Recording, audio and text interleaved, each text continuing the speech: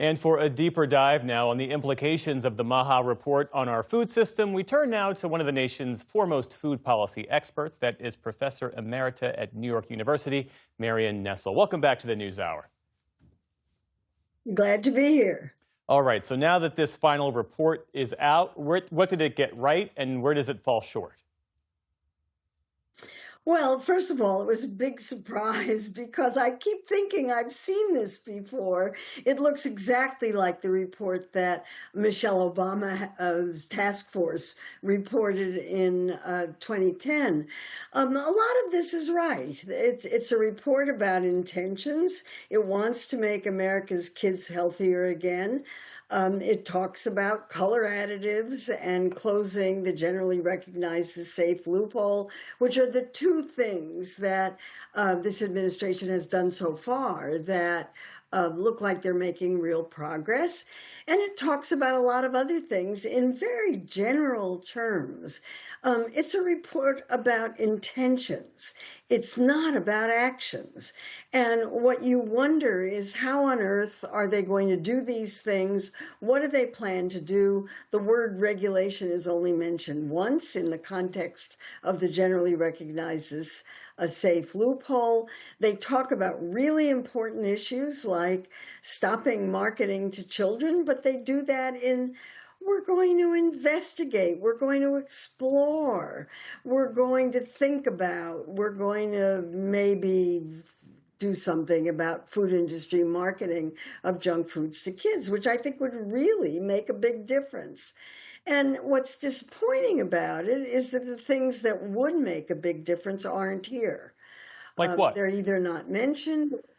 Well, the business about pesticides, for example, they really have have backed off on a lot of the things they were saying about pesticides. There's nothing here about regulating marketing to children. There's nothing here about getting ultra-processed foods out of schools or anywhere else.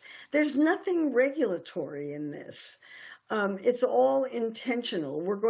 It's about research. Let's do more research. And I want to see action. What are they going to do? I want to know that. They haven't said. We know that the Secretary has leaned on debunked science in his anti-vaccine claims. How reliable is this report's data, in your view? Well, there's no data in this report. This is an intentional report. This is what we're going to do. The data were given in the first report, and some of the data made sense, and some of it was hallucinated. So it's hard to say. But they keep talking about gold standard research, and my understanding of gold standard research is these are long-term clinical trials with large numbers of people that take absolutely forever. So it's hard to know how that's going to happen when the research enterprise has been decimated and so many people have lost their jobs and we don't really have a research enterprise anymore. So it's quite unclear how any of this is going to work. So I hear you say there's no data in this report, there's no process, there's no real mention of a regulatory framework, but there is this tension between MAHA's agenda and MAGA policies. So Kennedy's talking about healthy food access, but SNAP funding, food stamp funding has been cut. He points to the EPA on pesticides, but the administration has gutted its staff and the EPA budget. So how do you see those contradictions complicating Kennedy's ambitions?